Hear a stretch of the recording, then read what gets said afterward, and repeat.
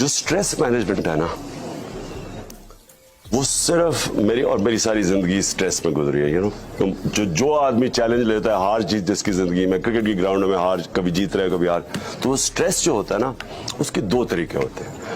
ایک سٹریس کی مینجمنٹ ہوتی ہے ایکسرسائز, جب آپ کے اوپر سٹریس پڑا ایکسرسائز ہوتی ہے وہ. لیکن جو سب سے بڑی سٹریس مینجمنٹ وہ نماز ہے. اگر آپ نماز اور نماز پڑھی اس طرح نہیں پڑھی جاتی,